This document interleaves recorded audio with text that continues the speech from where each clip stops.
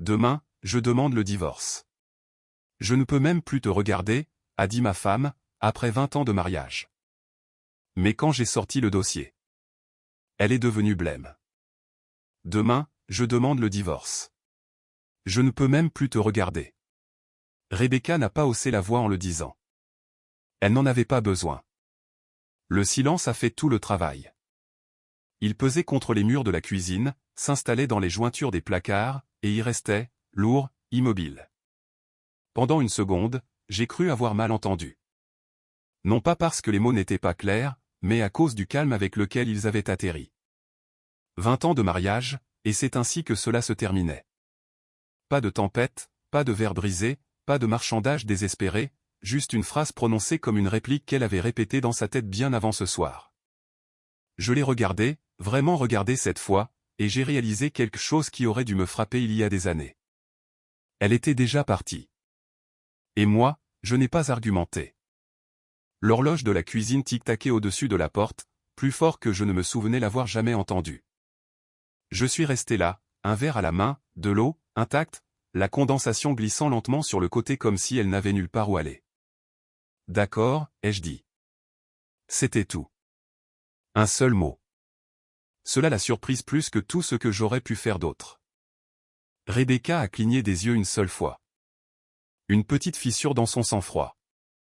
Elle s'attendait à de la résistance, des questions, peut-être de la colère, quelque chose contre quoi elle pourrait se heurter, quelque chose qui justifierait ce qu'elle avait déjà décidé. Mais je ne lui ai pas donné cela. « Tu vas bien ?» a-t-elle demandé, prudente maintenant. J'ai hoché la tête, posant le verre sur le comptoir. Oui. Ce n'était pas entièrement vrai, mais ce n'était pas non plus entièrement faux. La vérité, c'est que je pense que je me préparais à ce moment depuis plus longtemps que je ne voulais l'admettre. Pas consciemment, pas comme elle avec des plans et des documents et des conversations soigneusement chronométrées, mais de manière plus petite, plus silencieuse, du genre que l'on ne reconnaît que lorsqu'il est déjà trop tard pour changer quoi que ce soit. Rebecca a croisé les bras, m'étudiant comme si j'étais soudainement devenu un inconnu. C'est tout ce que tu vas dire. J'ai croisé son regard. Que veux-tu que je dise ? Quelque chose a vacillé dans ses yeux. De l'agacement, peut-être, ou de la déception. Difficile à dire avec elle ces jours-ci. Je pensais qu'elle demanderait au moins pourquoi. J'ai presque souri. Non pas parce que c'était drôle, mais à cause de la prévisibilité de la chose. Je pense que je sais déjà pourquoi, ai-je dit. Elle n'a pas répondu tout de suite. Elle m'a juste regardé, attendant de voir si j'allais développer. Je ne l'ai pas fait. Parce que la vérité, c'est que je savais. Peut-être pas tous les détails, pas chaque pièce du puzzle qu'elle avait assemblée dans mon dos. Mais j'en savais assez. Assez pour comprendre que ce n'était pas à propos d'une dispute ou d'une erreur. Ça ne l'est jamais. C'est à propos de toutes les petites choses que l'on laisse passer jusqu'à ce qu'elles ne soient plus petites. 20 ans, c'est long pour être marié à quelqu'un. Assez long pour mémoriser le rythme de ses pas, la façon dont elle respire quand elle dort, le ton exact qu'elle utilise quand elle ment. Assez long pour l'ignorer. Rebecca s'est détournée la première, attrapant son téléphone sur le comptoir. Le mouvement était automatique, presque un réflexe. J'ai remarqué cela plus que tout, la distance dans ce simple geste. J'ai déjà parlé à un avocat, a-t-elle dit, faisant défiler quelque chose sur l'écran. Nous devrons régler les détails. Les biens, la maison, Lucas. Le nom de notre fils est resté en suspens un instant. Lucas a presque 18 ans, ai-je dit. Il prendra ses propres décisions. Elle a hoché brièvement la tête, comme si elle s'attendait aussi à cette réponse. Pourtant, ça compte. Bien sûr que ça comptait, mais pas de la manière dont elle l'entendait. Je me suis dirigé vers l'évier, j'ai ouvert le robinet, plus pour avoir quelque chose à faire qu'autre chose. Le bruit de l'eau qui coule a rempli le silence entre nous, doux mais constant. Y a-t-il quelqu'un d'autre, ai-je demandé. La question est sortie calmement. Trop calmement, peut-être, mais je ne cherchais pas le drame. Je voulais juste entendre comment elle répondrait. Rebecca n'a pas levé les yeux immédiatement. Quand elle l'a fait, son expression n'a pas beaucoup changé. Est-ce que ça a de l'importance ? C'était une réponse suffisante. J'ai hoché la tête lentement. Non, je suppose que non. Et c'était la partie étrange. Cela ne m'a pas frappé comme ça aurait dû.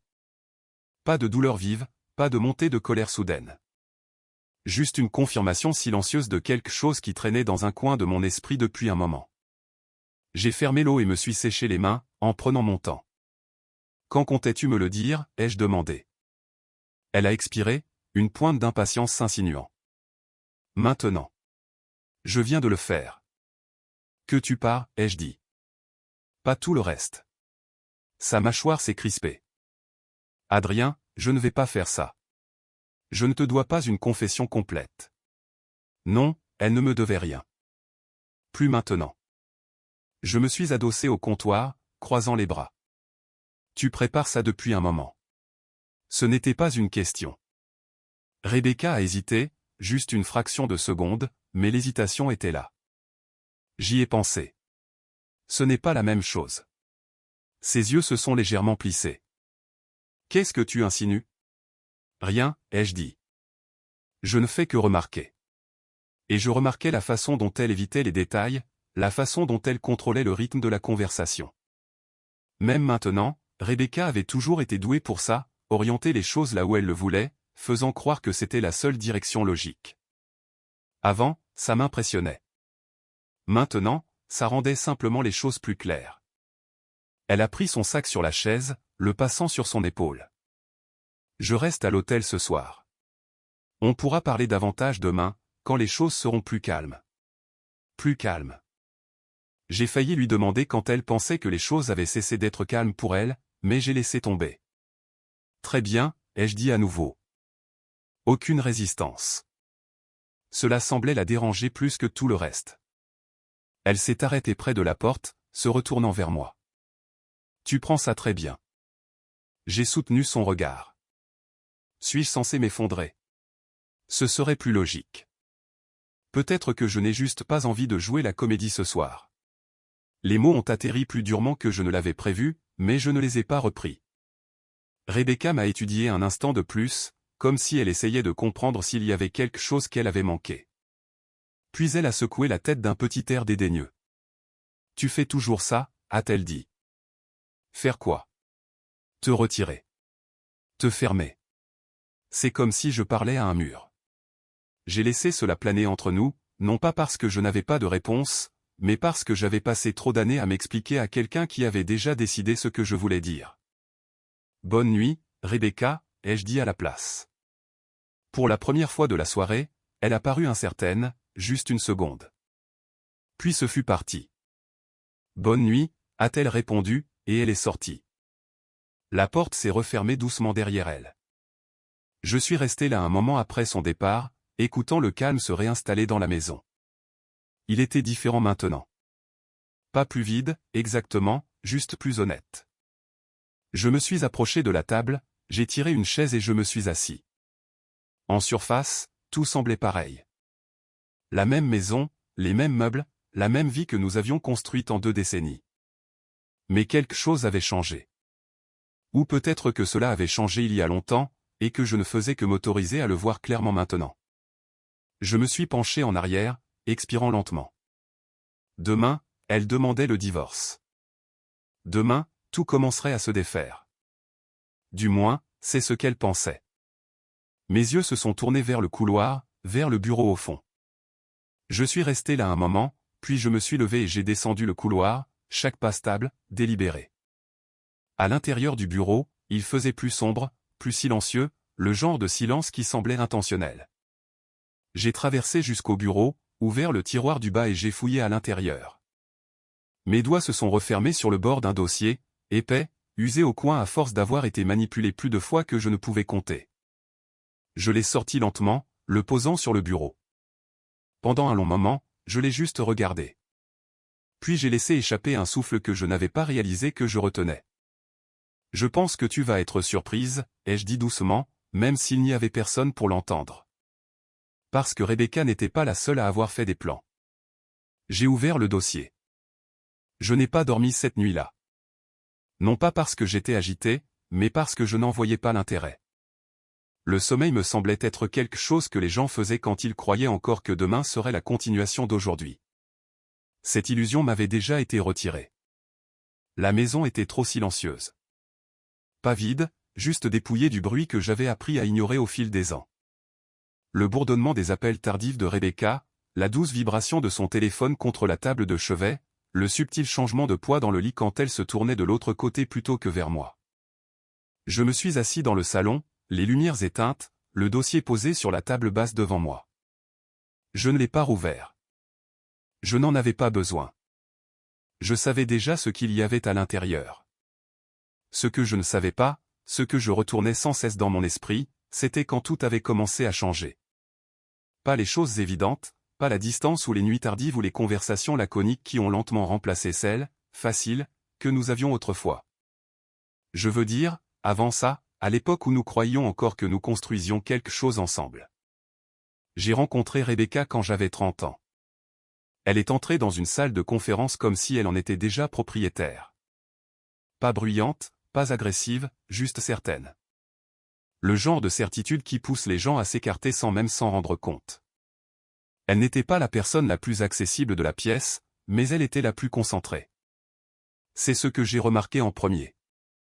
La plupart des gens se souviennent de ce que quelqu'un portait ou de son sourire. Moi, je me souviens de la façon dont elle écoutait, la tête légèrement penchée, les yeux fixés comme si elle décidait déjà ce qui importait et ce qui n'importait pas.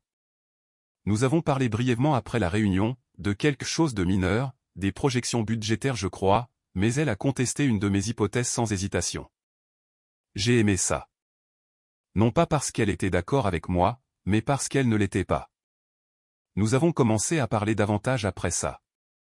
Le café s'est transformé en dîner, puis en quelque chose de stable. Il n'y a pas eu de moment dramatique où tout a changé. Juste une compréhension silencieuse que nous nous choisissions mutuellement. Du moins, c'est ce que je pensais. À l'époque, tout semblait équilibré. Rebecca était ambitieuse. Tout le monde pouvait le voir. Elle n'était pas intéressée à rester là où elle était. Elle voulait monter, avancer, aller vite. J'étais stable, pas sans ambition, juste pas pressé.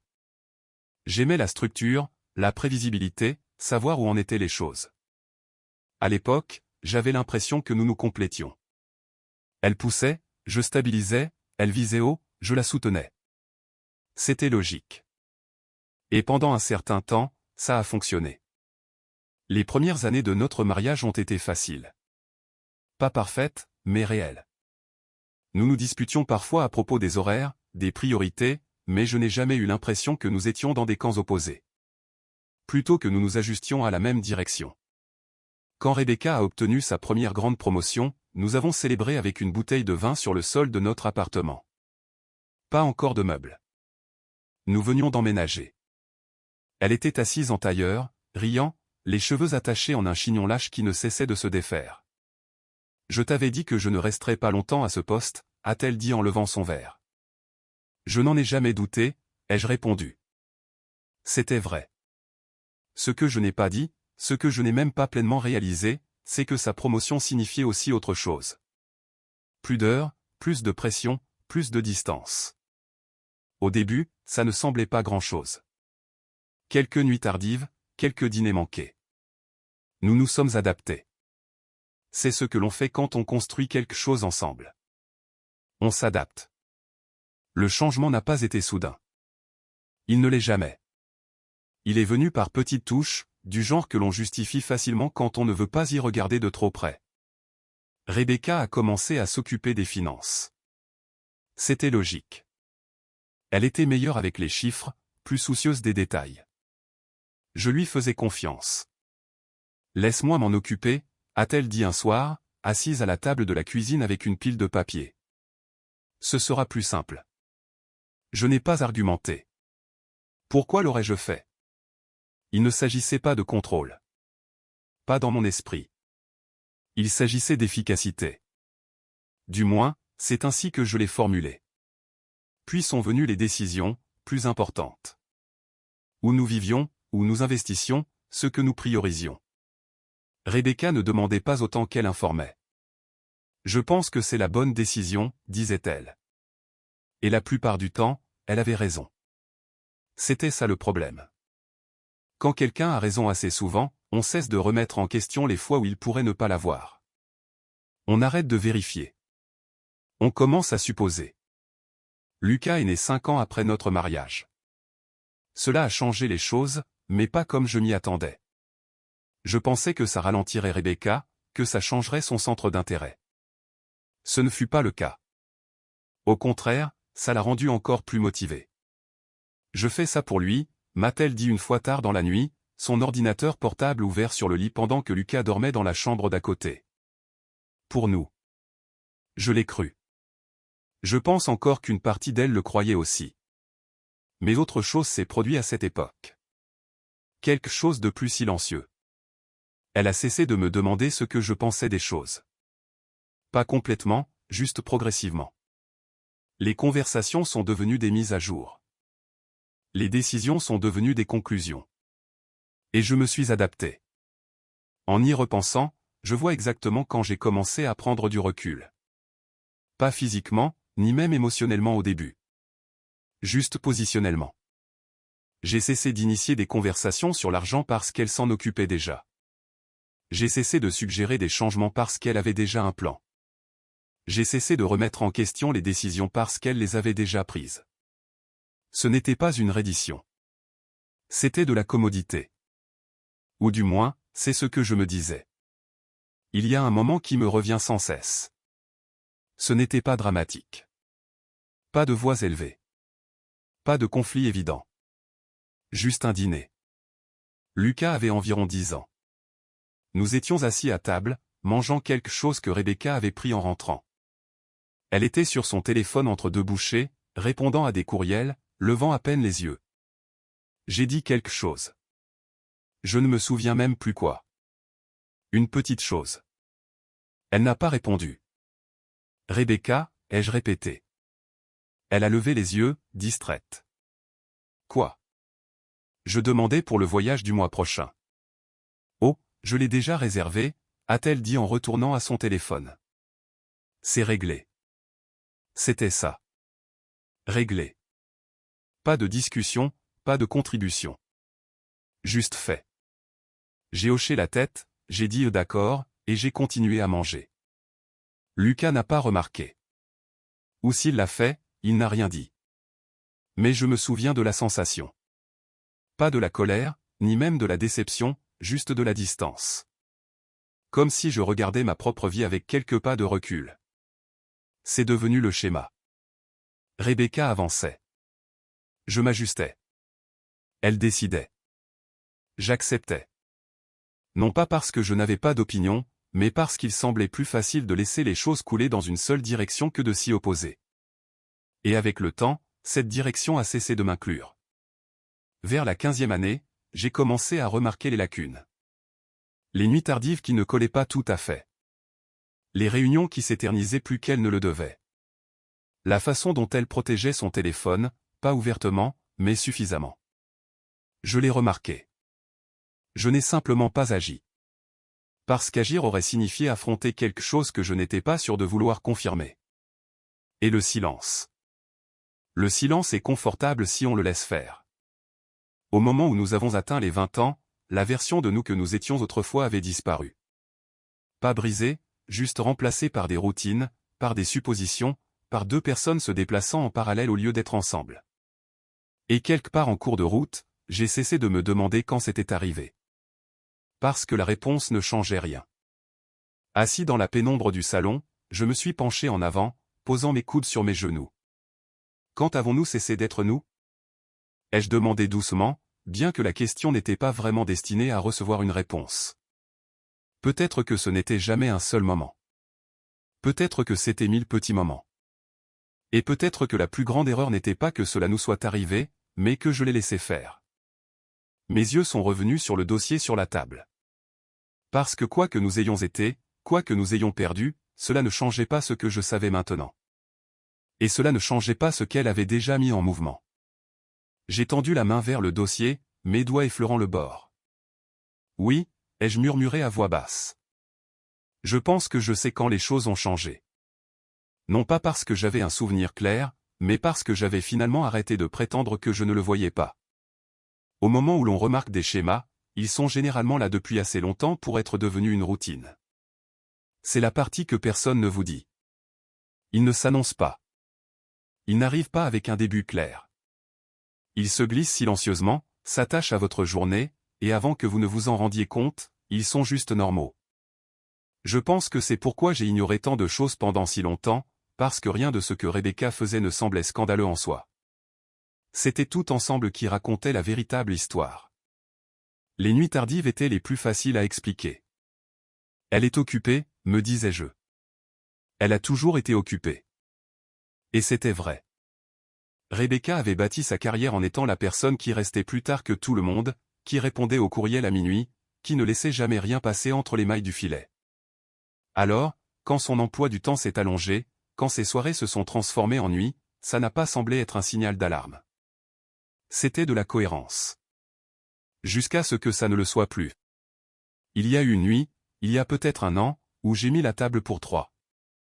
C'était notre anniversaire. 20 ans. Pas une étape dont Rebecca était sentimentale, mais une que je pensais mériter au moins une pause. Lucas était rentré tôt de l'entraînement. Il était assis à table, faisant défiler son téléphone, levant les yeux de temps en temps. « Elle est en retard ?» a-t-il demandé. « Oui, ai-je dit. Elle a dit qu'elle pourrait l'être. » Il a hoché la tête, sans insister. Nous avons attendu. 20 heures sont devenues 21 heures. 21 heures sont devenues 22 heures. La nourriture a refroidi. Lucas s'est levé le premier, prenant son assiette. « J'ai des devoirs, a-t-il dit. Envoie-moi un message si elle rentre. » Oui, ai-je répondu. Je ne lui ai pas dit qu'elle ne m'avait pas du tout envoyé de message. Je suis resté à table plus longtemps que je n'aurais dû. Pas par espoir, juste par habitude. À un moment donné, j'ai débarrassé, emballé la nourriture, éteint les lumières. Elle est rentrée après minuit. J'étais dans le salon, la télévision allumée, mais en sourdine. Elle est entrée, a laissé tomber son sac près de la porte et a enlevé ses chaussures comme si c'était une nuit ordinaire. « Tu es encore debout ?» a-t-elle demandé, surprise. « Oui. » Elle a jeté un coup d'œil à la cuisine. « Tu as mangé ?» ?»« Oui. » Un autre mensonge. Petit, inoffensif. Ou du moins, c'est ce que je ressentais. « Désolé, c'était une longue journée, » a-t-elle dit, déjà à mi-chemin dans le couloir. « Grosse réunion. »« D'accord, » ai-je répondu. C'était tout. Aucune mention de la date, aucune reconnaissance. Je ne le lui ai pas rappelé. Parce que rappeler à quelqu'un quelque chose qu'il devrait déjà savoir ne répare rien. Cela ne fait que rendre le fossé plus évident. Le téléphone est venu ensuite. Pas d'un seul coup, juste progressivement. Rebecca avait toujours été protectrice de son travail. Courriel confidentiel, information sensible. Il était logique qu'elle garde les choses en sécurité. Mais c'était différent. Elle a commencé à prendre des appels dans une autre pièce. Pas à chaque fois, juste assez pour le remarquer. Son téléphone était plus souvent face contre table. Avant, elle le laissait n'importe où, sur le comptoir, le canapé, à côté de ses clés. Maintenant, il était toujours à portée de main. Encore une fois, rien de dramatique. Rien que l'on puisse pointer du doigt et dire, c'est le moment où tout a changé. Juste des ajustements. Un soir, je suis entré dans la cuisine pendant qu'elle envoyait des messages. Elle n'a pas sursauté, n'a pas eu l'air coupable. Elle a juste tourné l'écran légèrement de l'autre côté. C'était subtil. La plupart des gens ne l'auraient pas remarqué. Mais moi, si. C'est qui ? Ai-je demandé, d'un air décontracté. Le travail ? A-t-elle répondu, tout aussi décontractée. J'ai hoché la tête. Tard pour le travail, fuseaux horaires différents, a-t-elle dit. C'était plausible. Ça l'était toujours. Rebecca traitait avec des clients dans d'autres États, parfois à l'étranger. Les messages tardifs n'étaient pas inhabituels. Pourtant, quelque chose dans sa façon de le dire, trop rapide, trop lisse, mais restait. Non pas parce que ça prouvait quoi que ce soit, car ce n'était pas le cas. Et c'était ça le problème. La distance n'était pas seulement dans ce qu'elle faisait. Elle était dans ce qu'elle avait cessé de faire. Nous avions l'habitude de tout nous dire. Pas dans de longues conversations interminables, juste naturellement, au dîner, en voiture, avant de dormir. Des petites choses, des choses quotidiennes. Ça s'est arrêté. Les conversations sont devenues logistiques. Lucas a entraînement. Je serai en retard. Il y a à manger dans le frigo. Efficace, clair, vide. J'ai essayé au début de nous ramener. Comment s'est passée ta journée? Demandai-je. Bien, répondait-elle. Et la réunion dont tu as parlé? Elle s'est bien passée. Fin de la conversation. Ce n'était pas qu'elle cachait quelque chose. C'était qu'elle avait déjà décidé que je n'avais pas besoin de savoir. La première fois que j'ai pensé à la possibilité de quelqu'un d'autre, je l'ai immédiatement écartée. Non pas parce que je lui faisais entièrement confiance, mais parce que ça me semblait inutile. Rebecca ne me donnait pas l'impression d'être quelqu'un qui avait besoin de ce genre de complications. Si elle était malheureuse, elle aborderait le problème de manière stratégique, directe. C'était sa nature. Du moins, c'est ce que je croyais qu'elle était. Mais le doute ne disparaît pas simplement parce qu'on l'ignore. Il s'installe, puis il attend. Il y a quelques mois, je suis rentré plus tôt que d'habitude. La maison était silencieuse. Trop silencieuse pour cette heure de la journée. La voiture de Rebecca était dans l'allée. Je suis entré, j'ai posé mes clés et j'ai appelé son nom. Pas de réponse. J'ai traversé la maison lentement, plus par curiosité que par inquiétude. Quand j'ai atteint le couloir, j'ai entendu sa voix, douce, plus basse que d'habitude. Elle était dans le bureau, la porte presque fermée. Je ne pouvais pas distinguer les mots au début, juste le ton. Pas le ton sec et contrôlé qu'elle utilisait pour les appels professionnels. Quelque chose de différent. Je me suis approché. Pas assez près pour écouter aux portes. Juste assez pour entendre quelques mots. Je t'ai dit que je m'en occuperais, a-t-elle murmuré. Donne-moi juste un peu plus de temps. Il y a eu une pause. Non, il ne sait pas, a-t-elle ajouté. Silence à l'autre bout, puis un petit rire de sa part. Pas fort, pas évident. Mais il n'appartenait pas à la version de Rebecca que je connaissais. Je me suis reculé avant qu'elle ne puisse ouvrir la porte. Je suis allé dans la cuisine, j'ai ouvert le frigo, j'ai fait du bruit normal. Au moment où elle est sortie, je me versai un verre d'eau. Oh, tu es rentré tôt, a-t-elle dit. Oui. Depuis combien de temps es-tu là? Je viens d'arriver. Un autre petit mensonge. Elle a hoché la tête, l'acceptant sans poser de questions. Ça m'a dit quelque chose aussi. Cette nuit-là, j'étais allongé dans le lit à côté d'elle, fixant le plafond. Je ne l'ai pas confrontée. Je n'ai pas demandé à qui elle parlait ou ce qu'elle voulait dire, parce qu'une fois que vous posez ces questions, vous ne pouvez pas revenir à l'ignorance.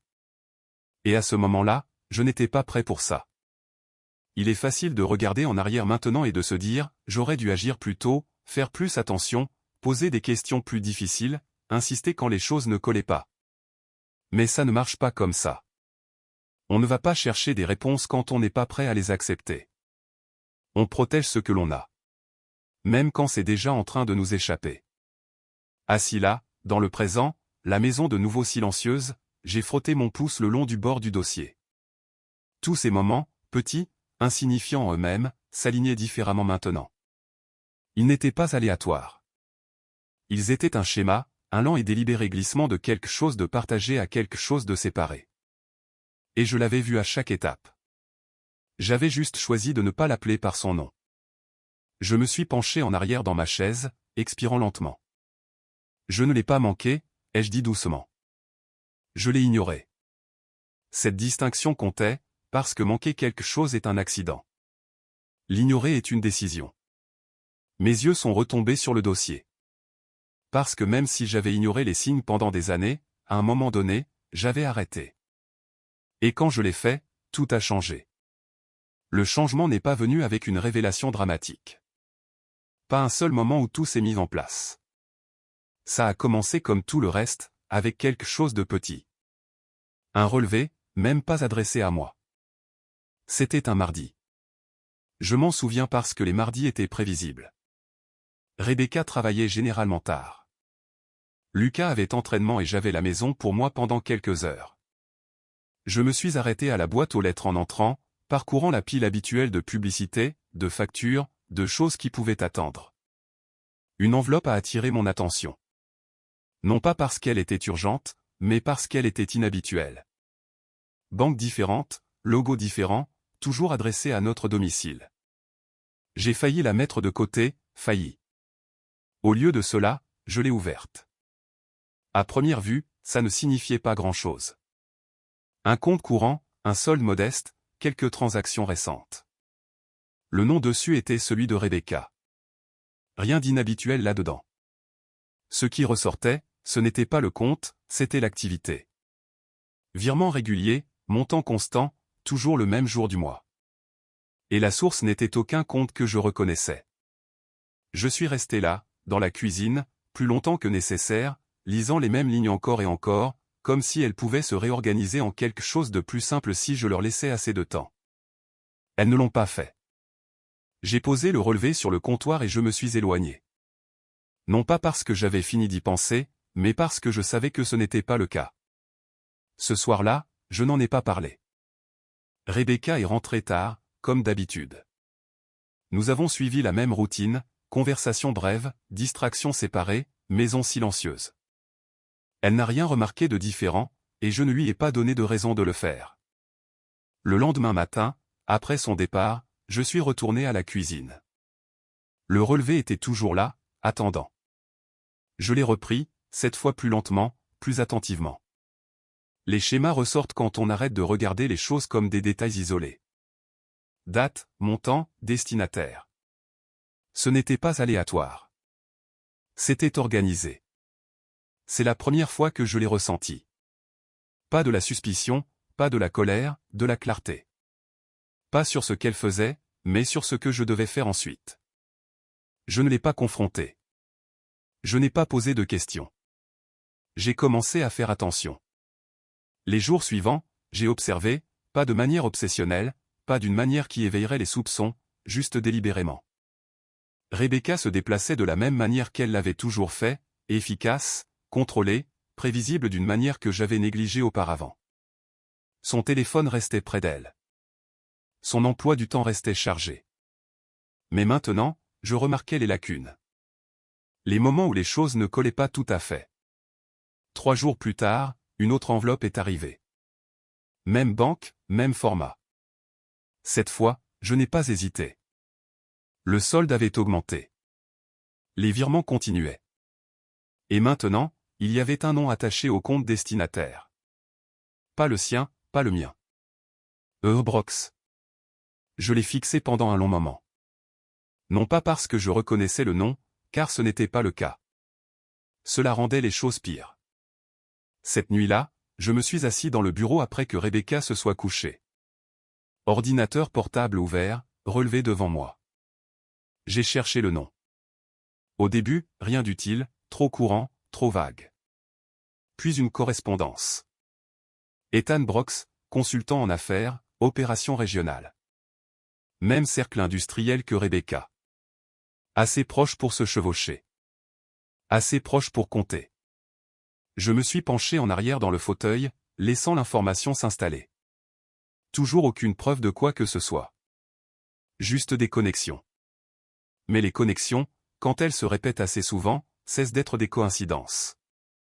L'étape suivante n'était pas émotionnelle. Elle était pratique.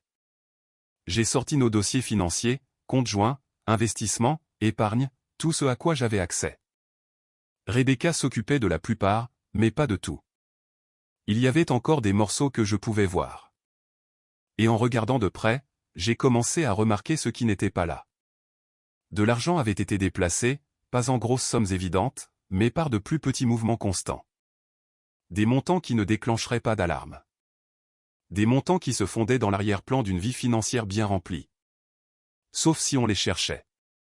J'ai passé la semaine suivante à construire une chronologie. Non pas parce que je le voulais, mais parce que j'avais besoin de comprendre l'ampleur, quand ça avait commencé, à quelle fréquence ça se produisait, où ça allait. La réponse était simple. Trop simple. Ça durait depuis plus d'un an, une année de petits virements, une année de mouvements contrôlés, une année de décisions prises sans moi. C'est à ce moment-là que j'ai arrêté de me dire que ça pouvait être autre chose. J'ai arrêté de lui accorder le bénéfice d'explications que je n'avais même pas encore entendues. Non pas parce que j'étais en colère, mais parce que j'en avais assez de deviner. J'ai tout imprimé. Relevé, virement, numéro de compte, je les ai disposés sur le bureau, côte à côte. Quand on voit tout ensemble, ça cesse d'être abstrait. Ça devient une structure. Et c'est là que l'idée du dossier a commencé, non pas comme une preuve, mais comme une protection. Je ne savais pas exactement ce que Rebecca préparait encore, mais j'en savais assez pour comprendre une chose clairement. Ce n'était pas impulsif. Ce n'était pas émotionnel. C'était organisé, ce qui signifiait que tout ce qui suivrait le serait aussi. J'ai continué, creusant, pas imprudemment, pas agressivement, soigneusement, silencieusement. Quelques jours plus tard, j'ai trouvé autre chose. Un courriel, non pas de son compte, mais d'un appareil partagé que nous utilisions occasionnellement. Il avait été connecté auparavant, oublié, négligé. Objet, proposition de restructuration d'actifs. Fichier joint. Je l'ai ouvert, lu une fois, puis une autre, plus lentement. Ce n'était pas seulement des virements. C'était un plan. Une approche structurée et progressive pour réaffecter les actifs, minimiser l'exposition, protéger les intérêts du titulaire principal du compte. Rebecca. Mon nom n'était pas sur le document, nulle part où ça comptait.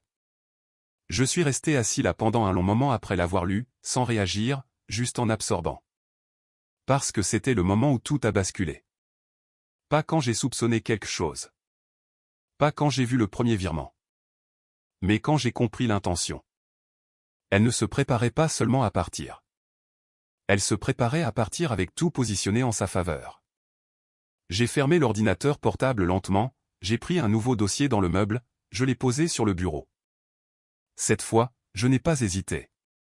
J'ai commencé à organiser, page par page, relevé par relevé, date par date. Ce qui a commencé comme une collection de documents est devenu autre chose, un enregistrement, une chronologie, un récit. Non pas d'un mariage qui se termine, mais de ce qui y a mené. À la fin de la semaine, le dossier n'était plus vide, et je ne devinais plus. Je ne l'ai pas confronté, je n'ai pas laissé entendre que je savais, je n'ai rien changé à ma façon d'agir, parce que maintenant je comprenais quelque chose que je n'avais pas compris avant. Rebecca préparait sa sortie depuis plus d'un an, soigneusement, stratégiquement. Alors, j'ai fait la seule chose qui avait du sens. Je l'ai laissé faire. Et silencieusement, j'ai commencé à préparer la mienne. J'ai fermé le dossier et je l'ai glissé dans le tiroir. Le même tiroir où il se trouvait maintenant, plus lourd qu'il n'en avait le droit. Oui, ai-je dit à voix basse en le fixant. C'est le jour où tout a changé. Pas quand elle a dit qu'elle voulait le divorce. Pas quand j'ai remarqué la distance. Mais le jour où j'ai arrêté de détourner le regard. Une fois que l'on a cessé de deviner, le travail devient plus simple. Pas plus facile, juste plus clair. On arrête de se demander pourquoi et on commence à se concentrer sur le comment. On arrête de réagir et on commence à cartographier. C'est ce que j'ai fait. J'ai transformé le schéma de Rebecca en une structure que je pouvais suivre. J'ai gardé tout pareil en surface. Même routine, même conversation, même dîner silencieux où rien de significatif n'était dit. Rebecca ne soupçonnait rien. Pourquoi l'aurait-elle fait? De son point de vue, rien n'avait changé. J'étais toujours le même homme que j'avais été pendant des années. Calme, prévisible, sans défi, quelqu'un dont elle n'avait pas à tenir compte. Cela a joué en ma faveur. Le dossier a grossi. Pas vite, pas de façon spectaculaire, mais régulièrement. Chaque document ajoutait un peu plus de forme à ce qu'elle faisait. Et plus important encore, pourquoi? Les virements à Ethan Brooks n'étaient pas aléatoires. Ils étaient constants, structurés d'une manière qui suggérait une intention, pas une commodité. Même date, même montant, presque comme un abonnement, mais un qui ne venait pas avec un reçu. J'ai commencé à tout suivre. Une simple feuille de calcul au début, date, montant, numéro de compte. puis j'ai superposé le contexte, le calendrier de Rebecca, ses voyages, les jours où elle prétendait être en réunion. Les schémas ont commencé à se chevaucher. Pas parfaitement, mais suffisamment. La première vraie percée est venue de quelque chose de petit. Un remboursement. Rebecca avait toujours été prudente avec les dépenses, des dossiers propres, des justifications claires. Ça a changé. J'ai trouvé une demande de remboursement pour un dîner de clients. Restaurant haut de gamme. 2 invités listés. L'un d'eux n'était pas un client. Ethan Brox. C'était la première fois que je voyais son nom directement lié à elle dans quelque chose d'officiel. Pas caché, pas enterré, juste supposé passer inaperçu. Je me suis penché en arrière dans le fauteuil, fixant l'écran. Pas prudente, ai-je murmuré. Ça ne lui ressemblait pas. Rebecca était méticuleuse. Elle ne faisait pas d'erreur comme ça. Sauf si elle ne pensait pas que quelqu'un regardait. Je l'ai imprimé, je l'ai ajouté au dossier. Une autre pièce. Au cours des semaines suivantes, plus de détails ont fait surface. Non pas parce que j'ai creusé plus profondément, mais parce que j'ai cessé de rejeter ce que je voyais. Un deuxième compte, banque différente, même schéma. Virement plus petit cette fois, moins fréquent, mais lié au même nom. Je l'ai retracé aussi loin que j'ai pu. La première transaction datait de 14 mois. Pas une coïncidence, pas un moment de faiblesse, une décision. Et puis il y a eu la propriété. Je ne l'aurais pas remarqué si je n'avais pas cherché. Une annonce récemment achetée, non pas au nom de Rebecca, mais sous une LLC. J'ai cherché l'enregistrement. La structure de propriété n'était pas compliquée, juste assez superposée pour éviter une connexion immédiate, jusqu'à ce qu'on la suive. Ethan Brox. Je suis resté assis là pendant un long moment, laissant cela s'installer, sans réagir, juste confirmant. Ce n'était pas seulement de l'argent qui bougeait. C'était des actifs, du positionnement, de la planification. J'ai fermé les yeux un instant. Elle ne fait pas que partir, ai-je dit doucement. Elle déménage. Et je ne faisais pas partie de ce plan. C'est à ce moment-là que la dernière pièce s'est mise en place. Le divorce n'était pas le but. C'était la dernière étape. Tout ce qui précédait, les comptes, les virements, la restructuration, c'était de la préparation. Une sortie contrôlée. Elle n'essayait pas de tout prendre dans une bagarre. Elle le déplaçait tranquillement avant même que la bagarre ne commence. C'est là que j'ai compris quelque chose clairement. Rebecca ne réagissait pas à un mariage en échec. Elle l'avait déjà dépassé. Et elle s'assurait que lorsqu'il se terminerait officiellement, elle repartirait avec le contrôle. Je me suis penché en avant, les coudes sur le bureau, les mains jointes. Intelligent, ai-je admis, car ça l'était. Mais intelligent ne veut pas dire intouchable. Ce soir-là, je me suis assis en face d'elle au dîner. Même table, même routine. Elle a parlé du travail, d'un nouveau projet, de délai. J'ai écouté, hochant la tête au besoin. J'ai posé les bonnes questions. Tu as été silencieux ces derniers temps, a-t-elle dit à un moment donné, posant sa fourchette. Je réfléchis, c'est tout, ai-je répondu. À quoi? Je l'ai regardé, soutenant son regard juste assez longtemps pour que la question paraisse plus lourde qu'elle ne l'était. Aux prochaines étapes, ai-je dit. Elle m'a étudié une seconde, puis a hoché la tête. C'est bien, a-t-elle répondu. Nous devrons être pratiques à ce sujet. Pratique. C'était le mot qu'elle avait choisi. Pas émotionnel, pas difficile. Pratique. J'ai presque respecté ça. Oui, ai-je dit. Nous le serons. Elle a souri faiblement, prenant son verre. Bien, a-t-elle dit. Je suis contente que nous puissions gérer ça comme des adultes. J'ai soutenu son regard un instant de plus que d'habitude. Moi aussi. Parce qu'à ce moment-là, je savais exactement quel genre de conversation elle pensait que nous allions avoir. Et je savais exactement à quel point elle allait être différente. Plus tard dans la nuit, après qu'elle se soit couchée, je suis retourné au bureau. J'ai rouvert le dossier, j'ai tout étalé. Virement, compte, courriel, registre de propriété. Ce n'était plus seulement des preuves. C'était un levier. Je me suis assis, j'ai sorti un bloc-notes et j'ai commencé à esquisser ce que j'avais. Pas émotionnellement, stratégiquement. Qu'est-ce qui pouvait être prouvé? Qu'est-ce qui pouvait être contesté? Qu'est-ce qui pouvait être utilisé? Au moment où j'ai terminé, l'image était complète. Rebecca avait passé plus d'1 an à préparer son départ. Déplaçant de l'argent, construisant une structure séparée, se positionnant pour partir net. Ce qu'elle n'avait pas prévu, c'est que je le verrais, que je le comprendrais ou que j'en ferais quelque chose. J'ai fermé le dossier, posant lentement ma main à plat sur la couverture. Pendant un moment, je suis resté assis là, dans le silence. Elle pense qu'elle a une longueur d'avance, ai-je dit à voix basse. Et pendant un temps, c'était le cas. Mais plus maintenant. Parce que maintenant, je ne faisais plus que réagir. J'étais prêt.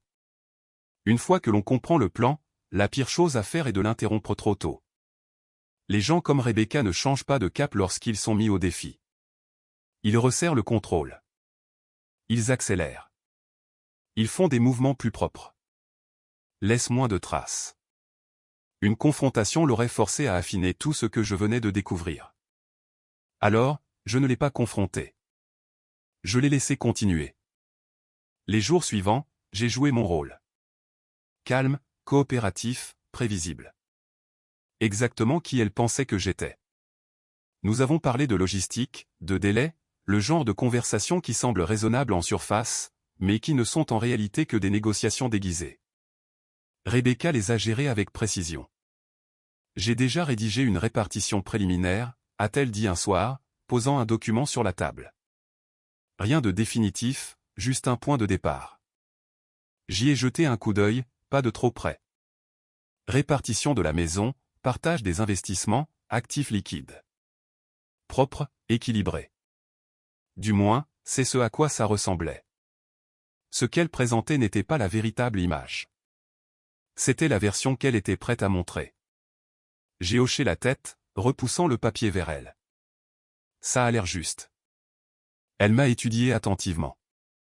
Tu ne vas pas le relire? Je le ferai, ai-je dit. Juste pas ce soir. Cela a semblé la satisfaire, car ce dont elle avait besoin de ma part, ce n'était pas un examen minutieux. C'était un accord. Et je lui en ai donné juste assez. En coulisses, j'ai commencé à construire quelque chose de mon côté. Le premier appel que j'ai passé était à un avocat.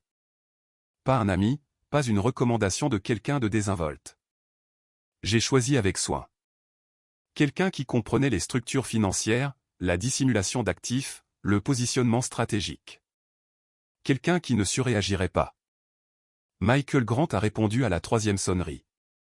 Sa voix était stable, sans hâte. Michael Grant. Mon nom est Adrien Cole, ai-je dit. Je pense que j'ai besoin de vous parler d'un divorce. Une pause. Voulez-vous prendre rendez-vous pour une consultation? Non, ai-je répondu. Je veux prendre le bon rendez-vous. Une autre pause, légèrement plus longue cette fois. Venez demain matin, a-t-il dit. 9 heures. Son bureau était exactement comme je m'y attendais. Minimaliste, organisé, pas de détails inutiles. Michael n'a pas perdu de temps en bavardage. Dites-moi ce que vous avez, a-t-il dit une fois que nous étions assis. Alors je l'ai fait. Pas émotionnellement, pas de façon dramatique. Juste des faits. Virement, compte, la LLC, la chronologie. J'ai fait glisser le dossier sur le bureau. Il ne l'a pas ouvert immédiatement. Au lieu de cela, il m'a regardé. Depuis combien de temps le savez-vous? A-t-il demandé. Quelques semaines. Et vous n'avez rien dit. Il a hoché la tête lentement, puis a ouvert le dossier. Pendant les 20 minutes suivantes, il a tout examiné sans commentaire. Page par page. Précis, mesuré. Quand il a terminé, il a fermé le dossier et s'est légèrement penché en arrière. Elle prépare ça depuis un moment, a-t-il dit. Je sais. Et elle s'attend à ce que vous y entriez sans préparation. C'est l'idée. Il m'a de nouveau étudié, cette fois de plus près. Vous n'êtes pas ici pour arrêter le divorce, a-t-il dit. Ce n'était pas une question. Vous êtes ici pour contrôler le résultat. Oui. Un léger changement dans son expression. Pas d'approbation, pas de surprise. De la reconnaissance. Très bien, a-t-il dit. Alors nous ne réagissons pas. Nous répondons. C'est devenu le cadre. Au cours des 2 semaines suivantes, nous avons construit la contre-structure. Pas agressive, pas réactive. Précise. Michael a identifié les points faibles du plan de Rebecca. Pas là où elle avait agi, mais là où elle avait supposé. Les virements, structurés mais traçables. Les comptes, séparés mais pas invisibles. La propriété, protégée mais connectée. Elle est douée, a dit Michael à un moment donné, examinant à nouveau les documents. Mais elle opère sous une seule hypothèse. Que je ne fais pas attention. Exactement. Nous avons tout documenté. Pas seulement ce qu'elle a fait, mais comment elle l'a fait, quand elle l'a fait, et pourquoi c'était important. À la fin de la 2e semaine, le dossier avait changé. Ce n'était plus seulement une collection de ses actions. C'était un dossier. Je ne le transportais pas. Je ne m'y référais pas à la maison. Je n'ai pas laissé cela changer mon comportement. Parce que la cohérence était la clé. Si Rebecca sentait le moindre changement, elle s'adapterait. Alors, je suis resté le même. Nous avons dîné. Nous avons discuté des délais. Nous avons parlé de Lucas, de ce dont il aurait besoin, où il irait, à quoi ressembleraient les choses après. Elle parlait avec confiance, avec contrôle, comme quelqu'un qui avait déjà obtenu le résultat. Et je l'ai laissé faire. Un soir, elle m'a regardé de l'autre côté de la table et a dit, « J'apprécie la façon dont tu gères ça. » J'ai posé ma fourchette, croisant son regard. « Comment est-ce que je le gère ?» Calmement, a-t-elle dit. Rationnellement. Je n'étais pas sûr que tu le ferais. J'ai hoché la tête une fois. Ça semblait être la bonne approche. Elle a souri faiblement. Ça l'est. Pendant un instant, je me suis presque demandé si elle y croyait, ou si elle en avait simplement besoin. Parce que le calme ne signifie pas toujours l'acceptation. Parfois, il signifie la préparation. La dernière étape n'était pas la mienne. C'était la sienne. Rebecca a programmé la médiation, choisi le lieu, fixé le calendrier. Elle a invité son avocate, Laura Bennett. Je l'ai brièvement recherchée. Solide bilan, expérience en entreprise, connue pour son efficacité. Rebecca ne prenait pas de risques. Moi non plus. La veille de la réunion, j'étais assis seul dans le bureau. Le dossier sur le bureau devant moi. Je l'ai ouvert une dernière fois, non pas pour le relire, juste pour confirmer. Tout était là. Tout était aligné. Je l'ai fermé lentement, posant ma main dessus. Pendant un long moment, je n'ai rien dit. Puis, doucement, elle pense qu'elle est prête. Je me suis levé, j'ai éteint la lumière et je suis sorti de la pièce. Parce que demain, elle allait le découvrir. Et moi aussi. La salle de conférence était plus froide que nécessaire. Pas inconfortablement, juste assez pour garder tout le monde alerte, concentré. Rebecca était assise en face de moi, calme comme toujours. Sa posture était droite, son expression neutre, son regard stable. La version d'elle qu'il avait portée à travers les conseils d'administration, les négociations et tout le reste. À sa droite, était assise Laura Bennett. Précise, contrôlée, examinant déjà des documents avant même que la réunion n'ait officiellement commencé. Michael était assis à côté de moi, les mains tranquillement croisées, son attention exactement là où elle devait être. Personne ne s'est pressé. Personne n'a parlé jusqu'à ce que tout soit en place. Rebecca a rompu le silence la première. Merci d'avoir accepté de faire cela efficacement, a-t-elle dit, son ton professionnel, presque détaché. Je pense que nous pouvons parvenir à une résolution sans complications inutiles. J'ai hoché la tête une fois. Ce serait l'idéal. Elle a fait glisser un document sur la table vers Michael. Ceci reflète ce dont nous avons discuté, a-t-elle poursuivi. Répartition des biens, de la propriété, des comptes. Une séparation nette. Michael ne l'a pas touché. Au lieu de cela, il m'a regardé. Juste brièvement. Une vérification silencieuse. Je lui ai fait le plus petit signe de tête. Laura s'est légèrement penchée en avant. Nous avons tout structuré pour éviter les retards, a-t-elle dit. Si les deux parties sont d'accord, cela peut aller vite. Bien sûr, ai-je répondu. Rebecca m'a observé attentivement. Elle cherchait l'hésitation, la résistance, quelque chose qu'elle pouvait mesurer. Je ne lui ai rien donné de tout ça. Michael a pris le document, le feuilletant lentement. Non pas pour la forme, il lisait vraiment. Les yeux de Rebecca passaient de l'un à l'autre, calculant. Tout se déroulait exactement comme elle l'avait prévu. Et c'était le but. Michael a posé le document. Avant de continuer, a-t-il dit calmement, il y a quelques points que nous aimerions clarifier.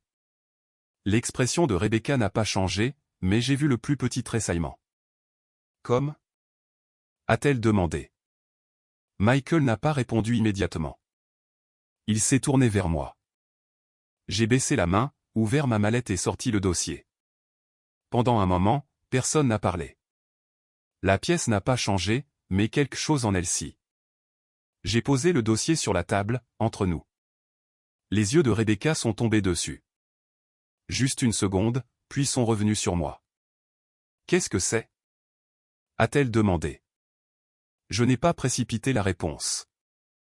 Je ne me suis pas penché en avant. Je n'ai pas haussé la voix. C'est tout ce que vous n'avez pas inclus, ai-je dit. Silence. Laura a regardé Rebecca. Rebecca ne l'a pas regardée. Elle me regardait toujours. Michael a ouvert le dossier lentement, délibérément. Page 1, relevé bancaire. Page 2, registre de virement. Page 3, structure de compte. Il ne les a pas expliqués. Il n'en avait pas besoin. Les yeux de Rebecca suivaient le mouvement. Page par page. Et puis, soudain. C'est arrivé. Pas une réaction dramatique, pas un effondrement visible. Juste la couleur. Elle a disparu de son visage. Subtil, contrôlé, mais indéniable. Sa main a légèrement bougé sur la table. Pas assez pour que la plupart des gens le remarquent. Assez pour moi. Laura s'est penchée en avant, son attention se déplaçant. Qu'est-ce que c'est ? A-t-elle demandé, plus sèchement maintenant. Michael ne l'a pas regardé. Ce sont, a-t-il dit d'une voix égale, des activités financières qui n'ont pas été divulguées dans la répartition proposée. La voix de Rebecca est venue rapidement. Elles ne sont pas pertinentes. Trop rapides. Michael a tourné une page. Elles le sont, a-t-il dit. Laura a tendu la main vers le dossier, s'est arrêtée à mi-chemin, puis a continué. Elle a lu une fois, puis une autre, plus lentement. La pièce ne bougeait plus. Personne n'interrompait, car tout le monde comprenait ce qui se passait. Laura a posé la page soigneusement. Rebecca, a-t-elle dit doucement. Rebecca n'a pas répondu. Rebecca, a répété Laura, plus fermement cette fois. Elle l'a finalement regardé. Quoi ? A-t-elle dit. Un seul mot, plat, mais tendu. Laura n'a pas adouci son ton. Vous n'avez pas divulgué ces comptes. Ce ne sont pas des comptes joints, a répondu Rebecca. Ce n'est pas la question. Le ton de Laura a changé maintenant. Pas agressif. Précis. Ils sont directement liés à des mouvements d'actifs pendant la période précédant cette demande, a-t-elle poursuivi. Cela les rend pertinents. La mâchoire de Rebecca s'est crispée. Ils sont structurés séparément. Michael a de nouveau parlé. Ils sont traçables. Silence. Rebecca m'a regardé. Vraiment regardé cette fois. Pas en analysant, pas en mesurant. En comprenant. Tu as fouillé dans mes comptes, a-t-elle dit. Non, ai-je répondu calmement. J'ai regardé ce qui me concernait. Ça a fait mouche. Laura a fermé le dossier à moitié, puis l'a rouvert, vérifiant, confirmant. Depuis combien de temps cela dure ? A-t-elle demandé à Rebecca. Rebecca n'a pas répondu. Laura n'a pas insisté. Elle n'en avait pas besoin. Elle savait déjà. Je me suis légèrement penché en arrière dans ma chaise.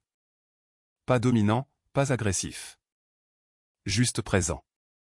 Les yeux de Rebecca sont restés sur moi. Tu as préparé ça, a-t-elle dit. J'ai réfléchi à cela un instant. Non, ai-je dit. J'ai juste fait attention. C'était la différence. Son plan était basé sur le contrôle. Le mien était basé sur la clarté. Michael a fermé le dossier. Cela change la structure de la discussion, a-t-il dit. C'était un euphémisme. Laura a hoché la tête une fois. Oui, a-t-elle convenu. Rebecca n'a pas parlé. Pour la première fois en 20 ans, elle n'avait pas le contrôle de la pièce. Et elle le savait. Le reste de la réunion s'est déroulé différemment. Plus lentement, plus prudemment. Non pas parce que j'ai insisté, mais parce qu'elle ne le pouvait pas.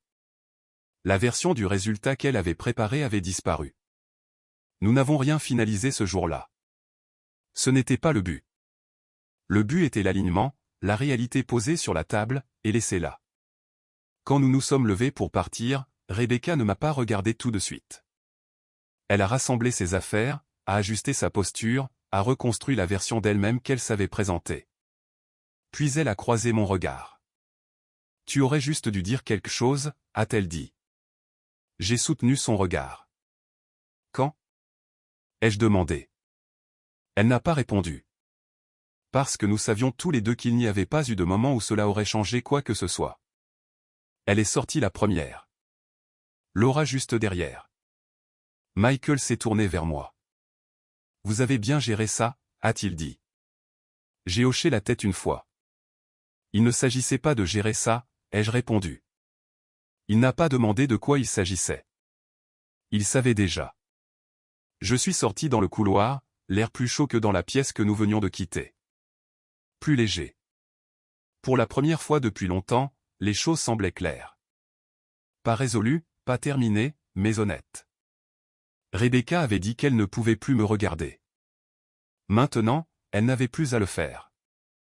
Je me suis dirigé vers la sortie, le dossier solidement calé sous mon bras. Et pour la première fois depuis des années, je ne suivais pas son exemple. Je choisissais le mien. Si vous vous êtes déjà retrouvé dans un moment comme celui-ci, où tout ce que vous pensiez stable bascule silencieusement sous vos pieds, j'aimerais entendre votre histoire.